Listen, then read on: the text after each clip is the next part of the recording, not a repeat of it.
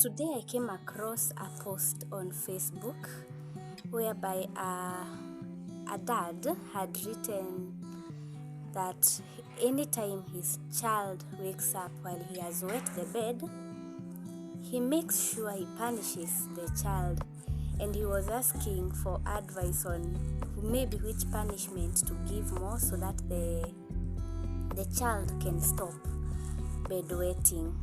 And I could see in the comment section people are giving their different opinions.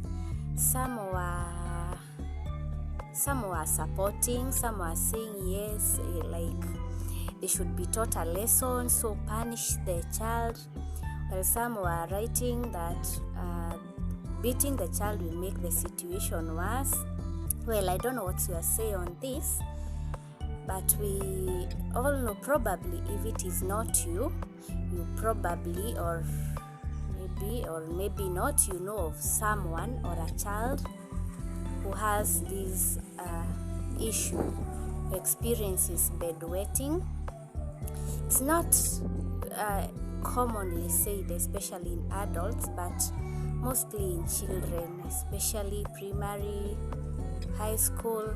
There is this issue about bedwetting, and there are different types. Another name of bedwetting, enuresis, and there are different types of there are two types of bedwetting. One, we have the primary nocturnal enuresis.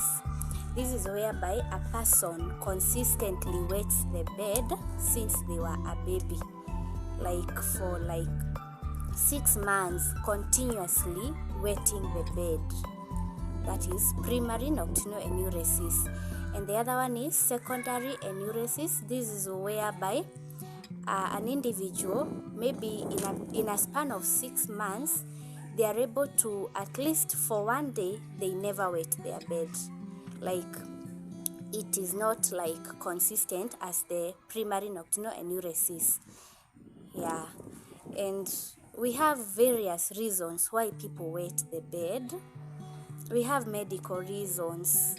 There are the physical medical reasons why people wet the bed. There are also psychological reasons why people wet the bed. And bedwetting, it occurs both in children and adults. Maybe you've never heard of adults, but it is there. It does exist. It is not often said because they are not able to share this because it can come with some shame, some embarrassment, but it is there. And in children, focusing on mostly the psychological reasons why children may wet their beds, we have, for instance, children can wet their bed because of stress, anxiety, or fear. If maybe the children, they are undergoing some stressful situations in their lives, it can lead to bedwetting. This is because, and examples of stressful situations are like maybe in their homes they are going through some financial constraints. Maybe at home the child is being bullied. The child can go through stress and fear. Maybe the child is being threatened by an adult. Maybe a teacher has threatened the child. The child can go through stress, and this stress can lead to sleep deprivation. And when they don't have enough sleep, so when they will fall asleep, they find that they fall into very deep sleep such that it is not possible for them to wake themselves up at night and go to the washroom. So this is a reason which can lead, a psychological reason which can lead to bedwetting. Another reason, these are like life events. Children are very different from adults. the mind of a child is very different, like in the way they perceive things, in the way they understand things. There are things which may seem so little to you as an adult, but to a child it really matters. Like it can stress them.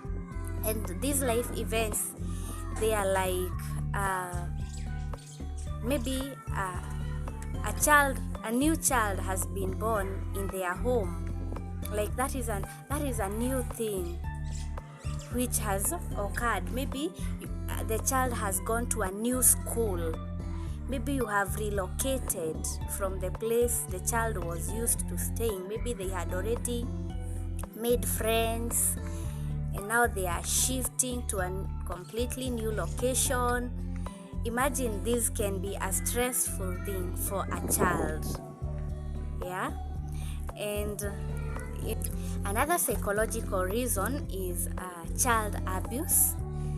This is because of the high levels of stress it causes, and actually due to the high stress, now this one can occur as an unconscious decision of the child to like, it is an unconscious decision that they make in their mind and they bedwet. They actually don't plan for it. It is totally unconscious due to the high levels of stress. The other one we have is PTSD, or post-traumatic stress disorder. This may develop in children who are physically or sexually abused. It leads to the children are not able to fall asleep at night. It leads to bedwetting and it leads to nightmares. And in this, the PTSD, it triggers the fight or flight response in the child's body, causing their nerves to become extra sensitive, and this results to the body filling the kidneys with urine, and it contracts too quickly and they are not able to make it to the washroom on time. So PTSD is another psychological reason why children may bedwet. The other reason is night terrors, and this is due to PTSD.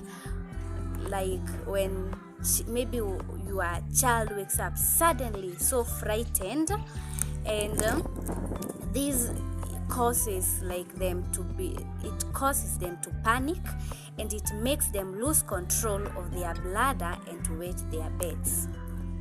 Yeah, so mostly those are the reasons, the psychological reasons, mostly in children. And we find that even in adults, they are more or less the same. It's only that now in adults, they don't disclose. Like, it is not easy for an adult to disclose easily because of maybe the shame, the embarrassment. No, it's not doesn't really appear like a normal thing. And so for someone to really disclose that they are bedwetting and they are an adult, it becomes a bit hard. But the psychological reasons are mostly the same. This is like PTSD, like when they experience traumatic experiences, like mostly people who have gone through war, especially men who have experienced war in their lives. Some of them, a certain percentage is said to have had this experience of bedwetting. And also life events, new life events, like starting a new job, having a child, losing a loved one. These changes, they create stress and they make it hard for one to fall asleep. And you see now, when it becomes hard for you to fall asleep, the moment they fall asleep, they fall into deep sleep such that they are not able to wake themselves up to go to the washroom at night or any time that they are asleep. Another reason is being in an unsafe environment, especially where one is undergoing physical abuse or sexual abuse. this can lead to a lot of stress, and this can also lead to, as a result, lead to bedwetting. And having a lot of stress and anxiety, maybe due to different things make us have stress, and some things can occur. Maybe some things are so major for us even to handle, and they can make us have stress to the extent that they trigger the fight and flight response in the adult's body, and the nerves become again extra sensitive, and it can result to the body filling the kidneys with urine, and the bladder contracting too quickly, like before one gets to the washroom. I believe you may have had or may have experienced, maybe you know someone who has this problem. In case like one is going through this problem and it is really putting them down, you can advise the person maybe to seek therapy or seek for help, or even go to the hospital. Probably if that person is an adult. Bedwetting occurs not only due to the psychological reasons but also due to medical reasons, so it's good to always to be sure what's the reason behind it. And so next time we'll talk about the impacts of bedwetting on both children and adults. Thank you so much.